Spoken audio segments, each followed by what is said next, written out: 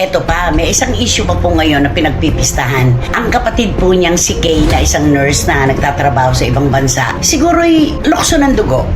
Kapatid niya si Catherine. Hindi siya po pwedeng habang panahon na manahimik na lamang sa kanyang mga nababasa, naririnig at nalalaman. At obserbasyon sa mga kapatid niya. Meron po siyang post na parang ina-assume ng ating mga kababayan na patungkol kay Daniel. Ito po ay yung sinabi niyang, meron siyang sinabi doon ay yung hango sa pelikulang matagal nang ipinalabas di ba? Ay. Oo. Oh. Ano ang title? Ano ang sabi? Summer ba yan? We know what you did Oo. last summer. We know what you did last summer. Alam daw nila kung ano ang naganap. Bitiranang kolumnista na si Nanay Christy Fermin may bagong pasabog tungkol sa sorpresa ng kapatid ng kapamilya aktris na si Catherine Bernardo.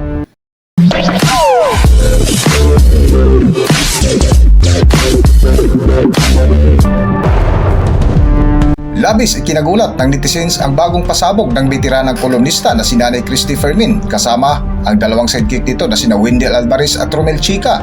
Sa latest episode nga ng programa ni Nanay Christy Fermin, The Showbiz Now na uploaded sa kanilang YouTube channel nitong Lunes alas 4 ng hapon kung saan pinag-uusapan nila ang mainit at pinagpipistahang ipinost na cryptic post ng kapatid ni Catherine Bernardo na may hango pa ito sa pelikula na pinamagatang We Know What You Did Last Summer na kung makikita mo nga sa nasabing cryptic post ay isang itim na maskara at sa ibaba nandoon ang caption ng mga taon na ang duda nga ng ibang netizens ay dito nagsimula ang pangangaliwa ni Daniel Padilla. Ayan, nako, tukan na po natin ang mainit na isyong talaga namang pinagpipistahan ng publiko ngayon. Ito po yung tungkol sa mga unfollow na ito. Bakit nga ba pag in-unfollow, may kahulugan kagad? Ewan ko ba na naging barometro na ito ng may something na nagaganap sa mga relasyon at sa kung saanik-anik pa. Basta in-unfollow mo, may masasabi na may kagad ibig sila. sabihin. Correct. At ang tunay na paksa po na talaga namang pinagkakaguluhan ngayon, yung pag-unfollow po ni Catherine Bernardo kay Daniel Padilla. Ganon din kay Jillian, yung nasangkot na young actress sa kanilang relasyon. Correct. Umamin naman na wala siyang kinalaman, pinasalamatan pa ni Catherine, pero bakit in-unfollow pa rin ngayon? Correct. Diba? Hindi na At pa rin. syempre, napasama po sina Julia Barreto at Liza Soberano. Ano sa palagay mo ang dahilan? Una muna, yung kay Daniel. Ay nako, para makamove on na talaga ang lahat-lahat at para ito na talaga yung tuldok na wag na kayong umasa. Ito na yun, di ba, Nay? Wala na kayong aasahan kasi tinanggal ko na. Hindi ko na siya Wala nang komunikasyon. Wala nang komunikasyon. Ayoko nang makasagap ng mga balita mula sa kanya. Ayun. Period. Ang tawag po ng marami dito ngayon sa nagaganap ay social cleansing. Social cleansing ito Tama naman po, sabi rin ng mga doktor, tanggalin mo ang mga toxic na tao sa buhay mo na walang mabagawang mabuti sa pinapangarap mo. Sabi nga natin, mabuti na po ang iilan lamang na ating mapagkakatiwalaan kesa sa marami nga ang bilang pero pampadagdag lang naman po sa ating listahan. Correct. At Diba? habang nakikita mo yung mga pinagdaanan mo, nagpasakit sa'yo, babalik at babalik yung Totoo yan. sakit Ikaw ba naniniwala itong mga in-unfollow ni Catherine Bernardo merong kinalaman sa paghihiwalay nila ni Daniel Padilla? Oo, siyempre pag sinabi mo kasi unfollow, parang tinigil mo na yung friendship nyo. Oo, Hanggang doon na lang. Oo, hanggang doon na lang. Hanggang doon na lang. Kasabay nga ng nasabing cryptic post ay unang in-unfollow ni Catherine Bernardo ang kanyang dating kasintahan na si Daniel Padilla. Kasunod nga dito ay tinanggal din sa listahan ni Catherine Bernardo ang mga kapwa-artista na sina Liza Soberano, Jillian Villavicencio at Julia Barreto. Ang mga close May kay Daniel, kinalaman. may kinalaman kay Daniel, kaya damay sila sa pag-unfollow ni Catherine. Ayun. oo. Ang sabi, si Julia Barreto raw ay best friend ni Maggie na kapatid ni Ni Daniel Daniel. sa ina. Ah. Di ba? Tapos ito naman daw si Liza Soberano, talaga namang hindi ipina-follow talaga si Catherine. Kaya bakit ka nga naman magpapafollow pa sa ayaw naman pala sa'yo? Yun na nga, Oo. at nakakapagtaka, bakit kinakailangang idikit ang mga pangalang ito kay Catherine? Dahil ba sa mainit si Catherine? Ano ba to? Sausawan ba to? Ay, ayan na. Sakayan ba ito? Ay, ayan na. Di ba? At marami pa pong iba pang personalidad na in-unfollow si Catherine Bernardo. Nagkataon lamang po na ito ang mga lumutang. Pero mas napakarami yung mga iniwan niya na pina-follow siya at pina-follow din niya. Totoo. Di ba? Correct. Dagdag nga ng kanilang kwentuhan ni Nanay Christy Fermin na baka 2014 pa di umano nagsimulang mangangaliwa si Daniel Padilla kay Catherine Bernardo na base nga sa nasabing cryptic post ng kapatid ni Catherine Bernardo na "We know what you did last summer" ay may kasunod pa na mga taong 2017 hanggang 2023. Ang ginawang panluloko ni Daniel Padilla, ito'y ayon na rin sa hinala ng ilang netizens, kung saan tinatawag pa nga ng veteranang kolumnista na si Nanay Christy Fermin na di umano ay isang martir ang kapamilya actress na si Catherine Bernardo dahil sa paulit-ulit na ginawa ni Daniel Padilla kung totoong 2014 pa nagsimula ang panluloko ng aktor. Para sa buong detalye, narito ating pakinggan ang buong kwento. Eto pa, may isang issue pa po ngayon na pinagpipistahan. Ang kapatid po niyang si Kay na isang nurse na nagtatrabaho sa ibang bansa, siguro'y lokso ng dugo.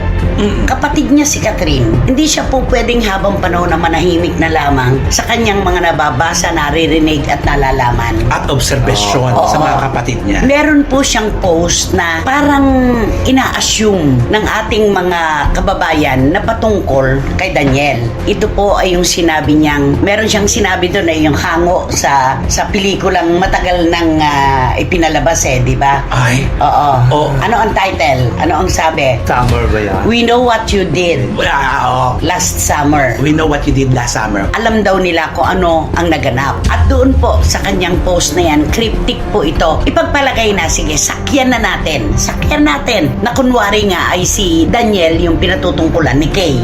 Meron siya ng time frame na sinabi, 2017 to 2023. Pero ang alam daw nilang unang-una ay 2014. Hala. Mas maaga. So ang aga naman pala nun, 3 taon pa lang ang relasyon, meron na kagad kaliwaan. Alam mo, yun ang nakakaloka, di ba? Babasahin mo, read between the line, makikita mo yung mga pinagdaraanan ni Catherine. We know what you did last summer. Okay, so ito yung sinabi nung kaibigan ni Catherine na minsang nagawa, paulit-ulit pa rin magagawa at sumang-ayon si Catherine sa opinion na yon, di ba? Parang nakakalungkot naman. Pero baka 3 siguro taon pa lang pala yung relasyon may mga ganyan na. O hindi kaya yung sinasabi niya na time frame na yan, kasama doon ang anak ng isang Ano? ang politiko na kapitbahay nila. Sino? Yung anak ni Albert Sinasabi mo. Kasi may time frame Si siya Athena. Si Athena. Si Athena. Baka kasama doon. Ito, ilalabas Oo. ko si Athena sa Oo. usapin kasi lumaki sila ng sabay. Oo, yan. Si Athena po ay anak ni dating Mayor Herbert Bautista at ng kaibigan nating si Mayora Tates Gana. Ilalabas natin. Pinagsilosan siya ng mga Katniel fans. Pero walang kinalaman dahil magkaibigan lang sila at lumaki ng magkasabay. Family friend sila. Oo. Pero yung 2017 to 2023 na sinasabi ni Kay, doon talaga umiikot. At ang sabi ng iba, si Julia Barreto daw kasi yung dinalaw minsan isang panahon ni Daniel Padilla sa taping ng kanyang serye. At doon yung hindi lang kinagat yun no? Hindi kinagat kasi nga binubuo nila at nilalakas yung Katniel. Oo. Doon ang sentro. Pero yan, lumalabas na talaga yung 2014 hanggang 2023. Sa pagitan na yan, maraming naganap. Oo, doon yon. At hindi na nga po makapag-isip ng iba ngayon ng ating mga kababayan. Kahit kami, ang una naming naisip, ay patungkol kay Daniel itong cryptic post na Correct. ito.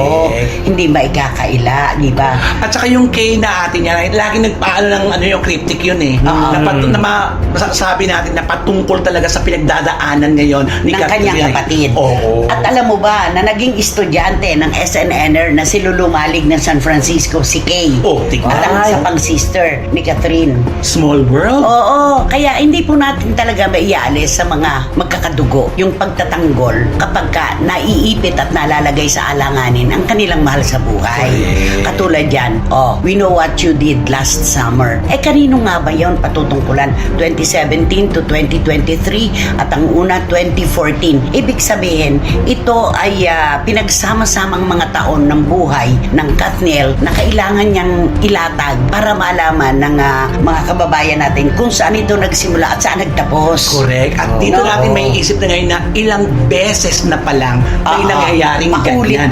Paulit-ulit. At matatawag pa rin pala natin na martir pala ito si Catherine Bernardo Ay, bilang sobra. mahal. Sobra na. Oo. Ibigay mo, 12 years. Oo. So tanggap niya ang lahat ng mga ginawa ni Daniel. Tinanggap niya Oo. talaga, di ba? Kaya yung pagkaan na follow po niya, maintindihan po natin. Siguro accomplice dun sa, kumbaga sa krimen, di ba? Pagka iniimbestigahan, sino-sino ang sangkot dito. May tinatawag tayong main. Meron yung accomplice to the crime. Yung Diba? accessories. Accessory. Oo, accessory to the crime. Iniimbestigahan din yon. So, kapag pinagtipon-tipon mo yon, meron ka talaga i-unfollow para wala nang connection pa sa buhay mo ngayon. Tama. Di ba? Oo. Diyos ko, kasi pag nakikita mo yan, ay, ito, pa-connection. Tanggalin na yan, tanggalin. Pero bakit, di ba si Jillian, sinabi na niya wala siyang kinalaman. Oo, nung una at pa yun. tinanggap ni Catherine. correct. Siguro may lalaman si Catherine na nagsinungaling siya. Maaari. O kaya naman, isinama na lang din para madami nga yung in-unfollow. At saka, di ba, headline ng mga pahayagan ngayon, Daniel Padilla at Jillian Vicencio, confirm. Yun ang nakalagay, di ba? So, si Catherine Bernardo Palaco, ilalarawan mo talaga bilang isang mangingibig, martir. Oo. Kaya nakikita natin pinaghuhugutan niya na talagang tama yung mga sinasabi na tama yan, mabuti nagising ka na. At saka yung cleansing na tinatawag, kahit sa katawan natin, kailangan natin ng cleansing para makapag-move on tayo. Huwag po nating pansinin yung mga taong toxic kasi yan po ang pumipigil sa ating kaligayahan at sa ating mga pangarap. Ayun na. Yun, di ba?